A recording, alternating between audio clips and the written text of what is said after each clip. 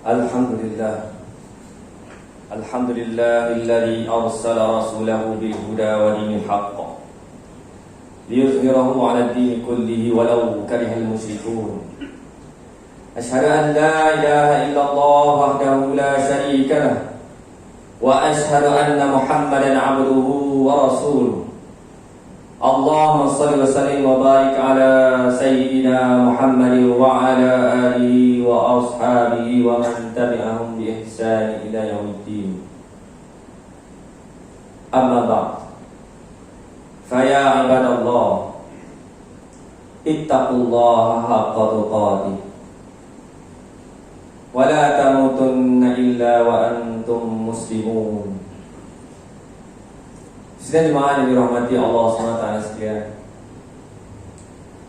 saya berpesan kepada diri saya dan juga tuan-tuan sekalian, marilah kita sama-sama bertakwa kepada Allah Subhanahu wa taala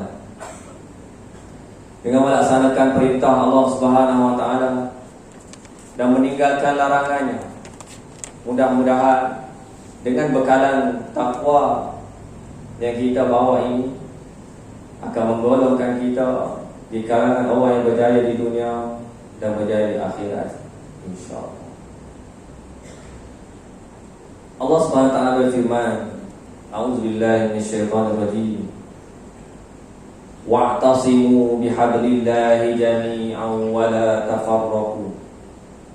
Wadhkuru ni'matallahi 'alaikum id kuntum a'da'an fa'alafa baina qulubikum فأصبحتم بنعمته إخوانا وكنتم على شفا حفرة من النار فأنقذكم منها كذلك يبين الله لكم آياته لعلكم تهتدون. صدق الله العظيم. Surah Ali Imran ayat 103. Allah Ta'ala berfirman yang bermaksud, dan berpegang teguhlah kamu semua pada tali, yakni agama Allah, dan janganlah kamu bercerai-berai.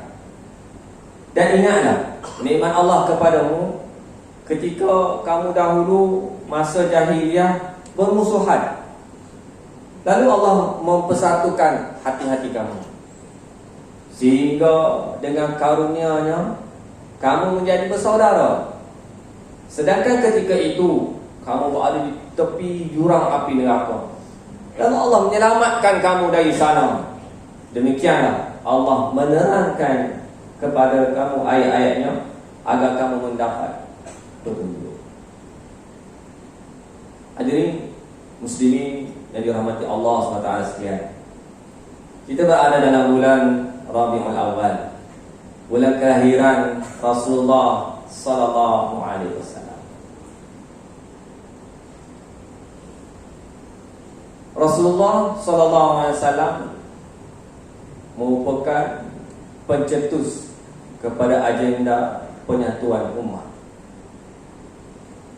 Tajuk kita pada hari ini adalah Rasulullah sebagai pencetus agenda penyatuan umat.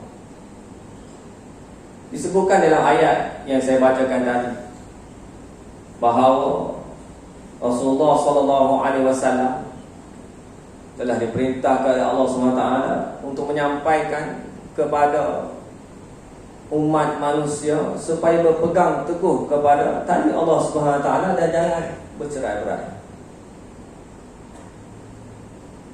Apabila Rasulullah SAW dilahirkan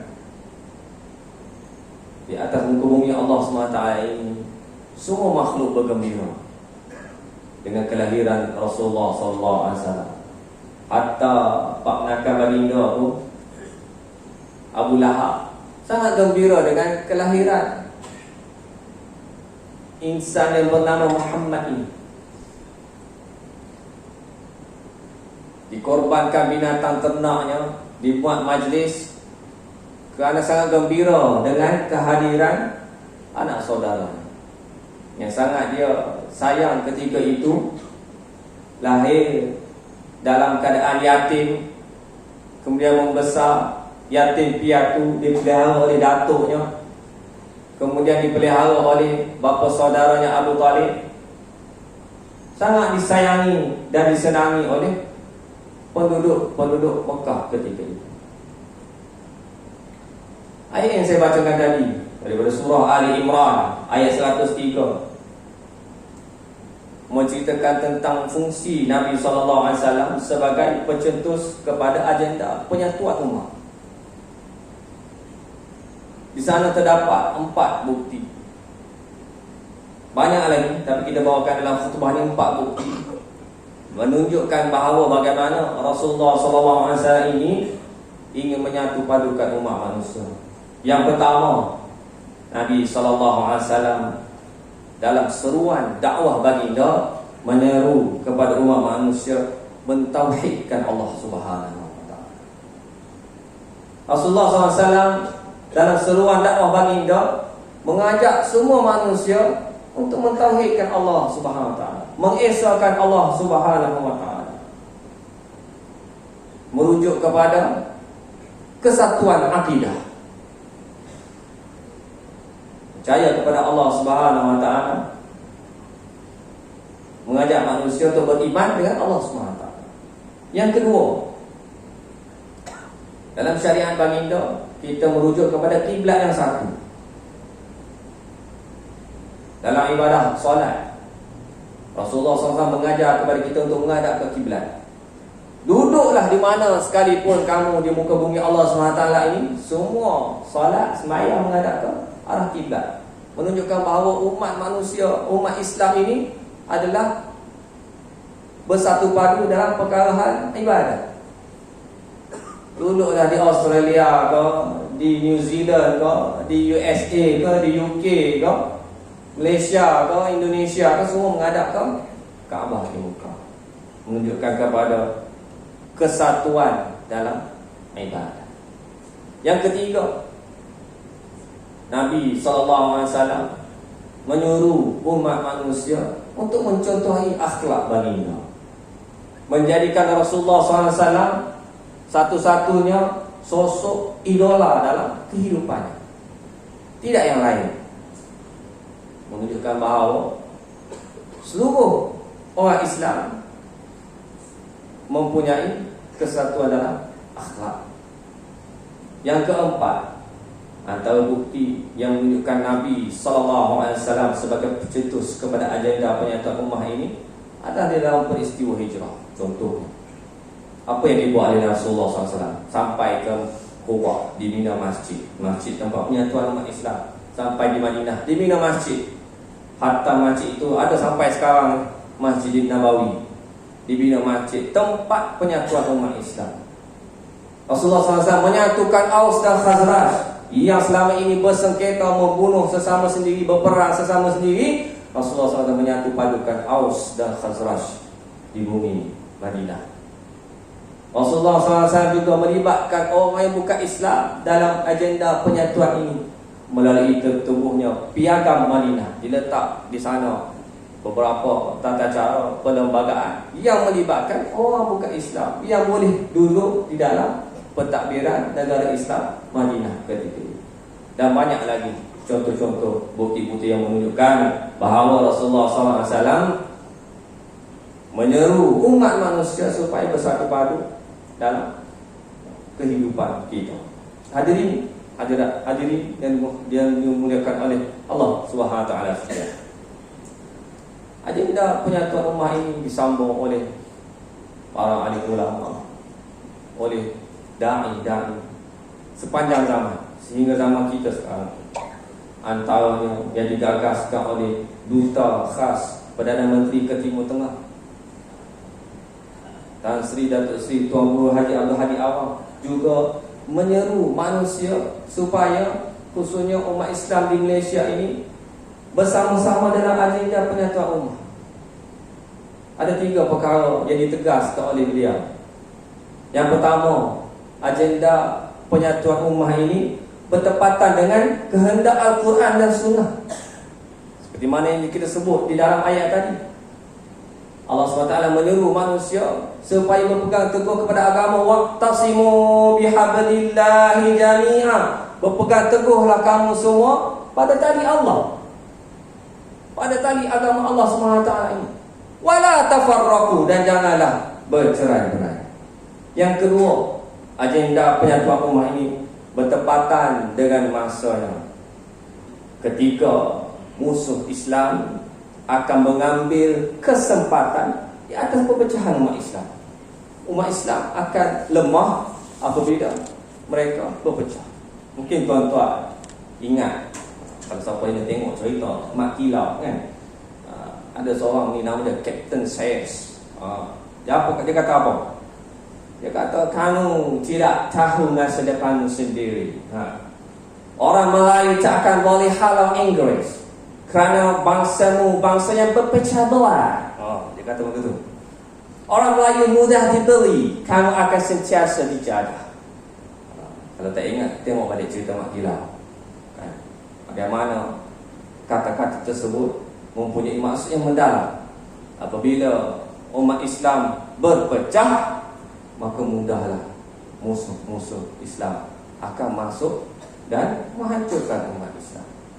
Yang ketiga, oleh kerana ia bertepatan dengan kehendak Allah, kehendak Al-Quran, maka seluruh umat Islam tanpa mengira fahaman politik, tanpa mengira ideologi politik, perlu menyambut arahan Allah Subhanahu Wa Taala.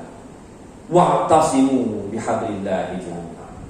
Tak kira lah fahaman politik dia PAS ke, UMNO ke, PKR ke, Amanah ke, Bersatu ke. Ini orang Islam, kita orang Islam. Wa'tasimu bihablillahi jami'an wala tafarraqu. Ini dipetik kata-kata seorang ulama, Tuan Guru Haji Hashim Jassim. Dia kata, kita manusia ni memang ada perselisihan, perbezaan. Hatta twins, kembar pun kita tengok tak boleh, ada benda yang berbeza di antara dua orang kembar tersebut. Perbezaan memang ada dan tidak dapat dielakkan. Tapi carilah titik pertemuan dan persamaan sesama kita, khususnya umat Islam. Hadirin yang dirahmati Allah SWT sekalian. Di dalam Akhbar Harakah keluaran 3 Oktober 2022, dalam ruang komen editor ada menyebutkan 3 perkara yang perlu dibuang sekiranya kita ingin bersatu padu, terutama di kalangan pemimpin-pemimpin kelompok masing-masing. Yang pertama, perasaan ego. Yang kedua, perasaan dendam. Dan yang ketiga, kepentingan pribadi. Ketiga-tiga perkara inilah yang mendorong kepada perpecahan tersebut. Hadirin yang dirahmati Allah SWT sekalian, akhirnya kuasa sebenarnya di tangan kita. Sebagai pemilih, menjadi tanggungjawab kita, tanggungjawab besar kita untuk menentukan dan memilih pemimpin yang sukakan, yang cenderung kepada perpaduan dan penyatuan, yang mengajak manusia umat Islam untuk bersatu padu dan bersama-sama dalam agenda perpaduan umat. Kita berhak membuang pemimpin-pemimpin yang ego, pemimpin yang berdendam, dan kita bertanggungjawab untuk menolak pemimpin yang menggunakan kuasa untuk kepentingan agenda pribadi yang akhirnya akan merosakkan umat Islam. Akhirnya, marilah kita sama-sama kembali bersatu bersama-sama dengan firman Allah Subhanahu Wa Taala yang kita bacakan sebentar tadi daripada surah Ali Imran ayat 103. Wa'tasimu bihablillahi jami'an wa la tafarraqu wadhkuru ni'matallahi 'alaikum idh kuntum a'da'an fa'alafa baina qulubikum fa'asbahtum bi ni'matihi ikhwana wa